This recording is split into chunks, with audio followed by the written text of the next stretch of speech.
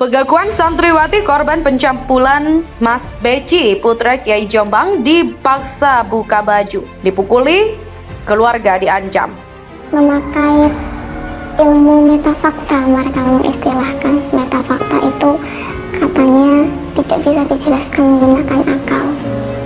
Jadi saya harus melepas pakaian, dan melepas pakaian itu kan nggak bisa di logika, di luar nalar.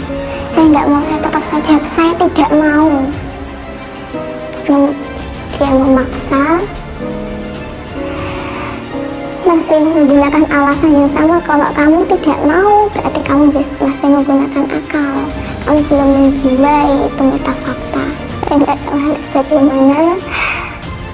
Saya nggak bisa ngapa-ngapain, di situ nggak ada orang sama sekali karena sudah sekian lama ternyata masih berkepanjangan masalah ini.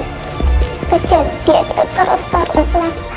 Saudara MSA dibawa ke Polda Jawa Timur. Dengan siapa saja? Nanti tim bersama-sama dengan yang bersangkutan sedang perjalanan ke Polda Jawa Timur. Nanti perkembangan bisa akan kami sampaikan. Pak Yai dan ibunya apa dibawa juga? Kami tidak membawa ibu dan Pak Yai, tapi yang bersangkutan kami perkenankan sudah berdua anaknya. Kasus ini sudah mulai melalui proses penyidikan yang panjang dan akhirnya jaksa pun sepakat bahwa buktinya sudah cukup sehingga dinyatakan P21. Jadi tahap berikutnya ini tinggal penyerahan berkas perkara, tersangka dan barang bukti.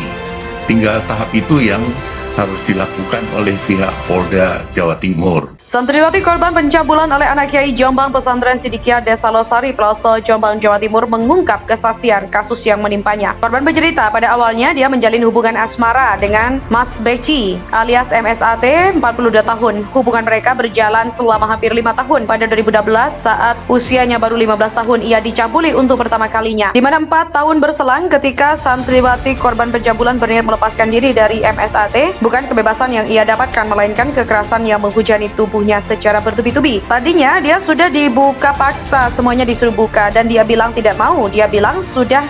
Tahu itu dia sampai menangis awalnya dan terus waktu itu dia langsung meminta putus tetapi tidak bisa. Lama-lama dia sudah tidak bisa berada di situ terus, kata korban. Di mana korban mengatakan penolakan permintaan MSAT berujung pada ancaman. MSAT kerap kali membawa-bawa keluarga korban saat mengancam itu dilontarkan. Di mana santriwati korban pencabulan dipaksa turuti semua nafsu Mas Beci. Korban mengaku dipaksa untuk menuruti segala kemauan MSAT. Ia diajak tidur di sebuah hotel, kemudian di sana MSAT mengajak berhubungan badan. Korban pun melakukan penolakan. Tak terima, MSAT langsung mengancam akan melakukan penganiayaan terhadap korban. Usai kejadian itu, korban lantas mencari perlindungan. Dia jatuh hati pada salah seorang santri di pondok pesantren itu dan memohon bantuan kepada santri itu agar membantunya lepas dari MSAT. Namun upaya korban diketahui oleh MSAT. Dia mengaku dijemput paksa oleh orang suruhan MSAT dan dibawa ke sebuah tempat yang disebut Puri. Di tempat itulah MSAT menghujani korban dengan berbagai tindakan kekerasan. Dia diseret ke dalam langsung dan ditendang, dipukuli. Sampai saat itu dicokro banyak jendela-jendela. Dia hampir jatuh ke bawah tapi ditahan. Dan dia 2 kali hampir jatuh dari jendela itu. Dan setelah itu dia disuruh membuka baju. Santriwati korban pencabulan mengaku menolak saat diminta untuk membuka baju, tetapi MSAT tetap memaksa. Dia membawa tempat sampah yang sudah di tangannya dan langsung dilempar ke tempat sampah itu. Setelah dianiaya, korban disetubuhi secara paksa. Kemudian dengan bantuan seorang teman, korban berhasil meninggalkan Puri dan pergi jauh dari pesantren. Ia pun berharap MSAT dapat diadili dan dihukum secara maksimal. DPO pencabulan santriwati Muhammad Sudsi Asal Sani MSAT alias Beci akhirnya menyerahkan diri ke polisi. Beci yang juga pewaris Ponpes Sidikiyah Peloso, Jombang menyinggung peran mantan istri ayahnya sebelum menyerah ke polisi. Pria 42 tahun itu tertunduk lesu saat foto di Rutan Medaeng.